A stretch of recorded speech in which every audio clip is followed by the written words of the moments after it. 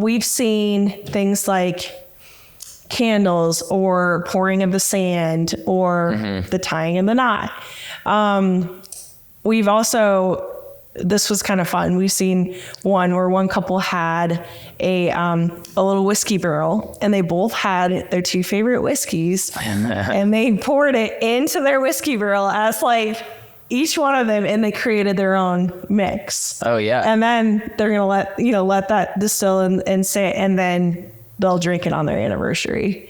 Oh, that's cool. Yeah, that was a fun way to incorporate a little bit more personalized part of that symbolic tradition of combining the two families.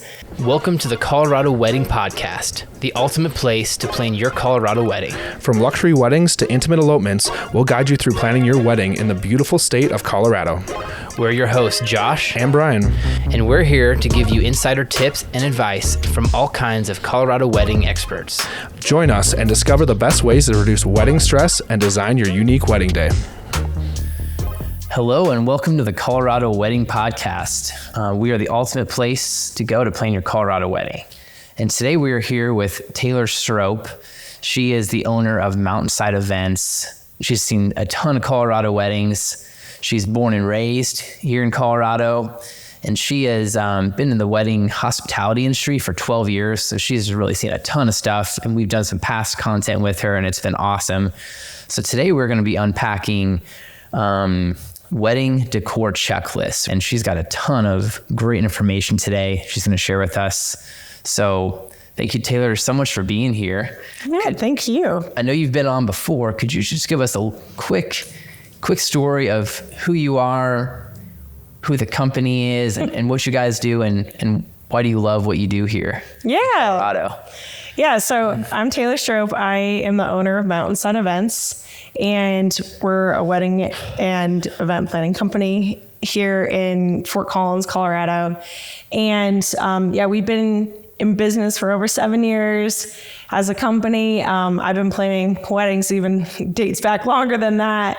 And definitely I love what I do, and love being able to help couples. We do everything from month of coordination to partial and full service planning. So we're very involved in wedding day and details, and we've seen a lot of weddings and events, and happy to give our advice and expertise on what we've seen work well. Well, great. Yeah. Well, thanks for being here, and thanks for all the advice and expertise that you're able to give the following here in Colorado. So let's jump in. So we're going to be talking about a ceremony checklist for planning your wedding. And we have just tons of great information here from your blog. Again, wealth of information there. Head on over there, check that out.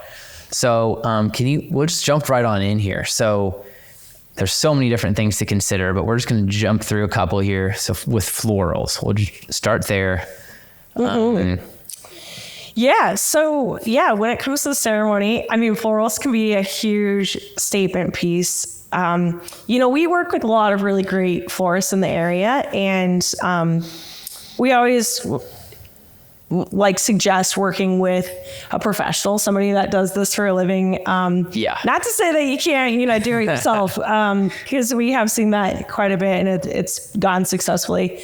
But, having somebody come through, know your vision, know your colors, see your whole style, and then be able to incorporate that into the flowers for the ceremony is really great. It could be something like a statement piece on an arch, altar, huppah, something fun like that. It could be aisle flowers going down the aisle, but there's definitely great ways to really incorporate that and make that a really bold statement for your ceremony. Totally. Well, awesome. How about signage? So signage is definitely pretty important as well for a ceremony. This can be anything from just a welcome sign, letting people know, welcome to our wedding, have the couple's names on it. Yeah. Also, potentially any other signage that you would like to share with your guests. For example, if you're not having specific sides, it could be something cute like pick a seat, not a side, sign. I've seen that. Or an unplugged wedding sign where it's please put your cell phones away. So that way it doesn't distract from photographers and videographers that are capturing those moments too. Yeah, love that. And I've seen a lot of, ceremony arches, especially in picturesque mountain settings. Do you like to include those? Yeah, absolutely. Arches are great and it can definitely make for a really cool backdrop. We have a couple arches that we actually include in our wedding decor as well. Oh, so awesome. Yeah, we have a triangle arch that I built, a wooden birch arch, another square arch, so a couple of resources that we offer for our clients. But, if somebody wants to go a little bit different than that, they absolutely can do something different. They can bring in their own, or we can work with another, rental company to bring that as well. Cool. Also, how about some altar decor in the ceremony? Yeah. So when thinking through like other decor for that, absolutely can put something, on your arch or altar. It could be some draping, depending on, what exactly it looks like. Or you could also just have something, on the sides. Could be potted plants, next to you. Could be, fun bohemian vibe rugs that you're standing on, so absolutely other like decorative items to just kind of incorporate into the overall space as well. Yeah, I see you have aisle runners and just additional aisle decor as well. Mm-hmm. What do some of those pieces look like? Yeah, so for runners, rugs can be a great option. And if you are going with the boho look, like having multiple rugs that kind of overlap over each other is great. We definitely don't suggest those paper thin, like runners that go down, mainly because they're really hard to keep down. Mm-hmm. They're also really hard to keep clean. Yeah. So we've had not great experiences with those ones. So those are ones I would say skip on that. Yeah. And just go with, if you're going to have a runner or something, do some rugs or even could be flower petals lining down the aisle as well. Oh yeah. I've seen that. Or like candles or something. Yeah, exactly. Something fun. Yeah. Yeah. Yeah. Awesome. Well, how about a ring box or a vow box as well, incorporating that into the ceremony? Yeah. So, obviously those are some of the, more personalized special moments. If you have a ring bearer, somebody carrying, the rings, having a cute, fun custom box or something like that is great. Vow books, having those be a little bit more special or custom, it as well, that could be something that your officiant is holding on to and then gives to, each of the couple or each person that's involved. And, so just as another way to kind of put your special touch into that. Yeah. And I know you've talked about too, with the flower girl having a decor there, like a jar or some just cute holding the flower petals or something. Yeah. So with flower girls, yeah, exactly. You can do the traditional flower baskets. One that I saw earlier this year was flower fairies, which I thought was adorable. Instead of just flower petals, they came down wearing flower crowns, but then waving wands and going down the aisle that way. It was pretty cool. Fun. Yeah. Yeah. Well, also, how about wedding programs, designing those to fit the wedding theme? How do you go about coaching your couples there? Yeah. So with programs, if the couple decides that they wanted to do something like that, this can be something that you can create an element of fun to it. Programs, there's a number of things that you could do outside of just the traditional just paper program. It could be like a fan, especially if it's a hot day. Program can serve as a fan. Very nice and easy for the guests. I've never seen that. Yeah. So having it double-sided or something, and they can, use it as a fan. Yeah. And it still has, some tidbits or notes on ceremony or the timeline, schedules, who's maybe in the procession, things like that.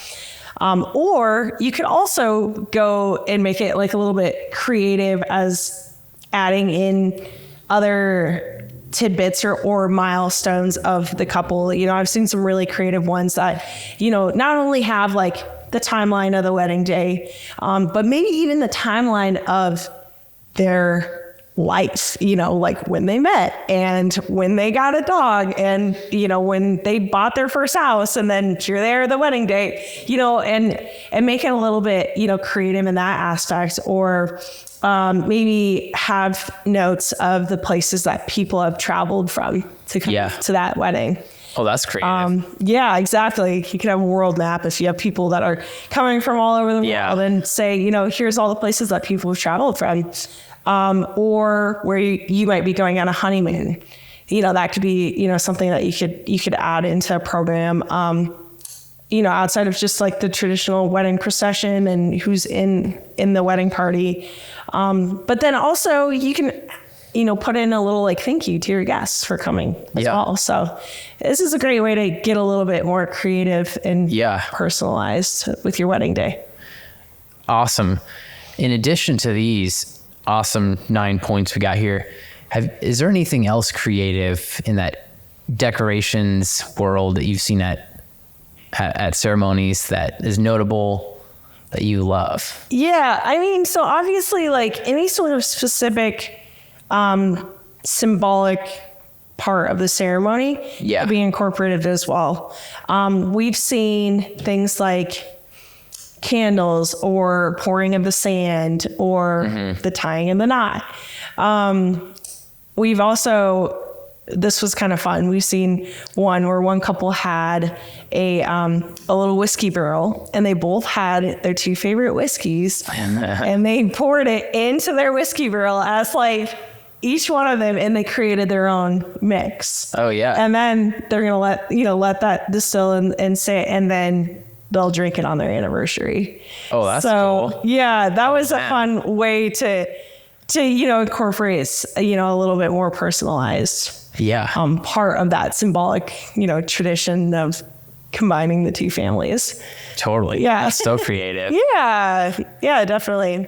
But yeah, mountainsideevents.com. We're on Facebook, Instagram. Definitely go give us a follow, see what we're doing. We always post, on stories of all the fun events that we've been doing too. So that is awesome. Yeah. Well, thank you for being with us today and for your support. Thanks so much. Yeah, absolutely. Thank you. Thanks for having me. Yeah. Well, thank you guys for tuning in at the Colorado Wedding Podcast. We'll see you next time. Thanks for listening to this episode of the Colorado Wedding Podcast. We hope you found our tips insightful for planning your Colorado wedding. For all the free wedding planning tools, checklists, and guides, go to coloradoweddingguides.com. Don't forget to rate us on Apple and Spotify, and be sure to follow us on Instagram at CO Wedding Podcast. We appreciate you and hope you have the best wedding possible. See you next time.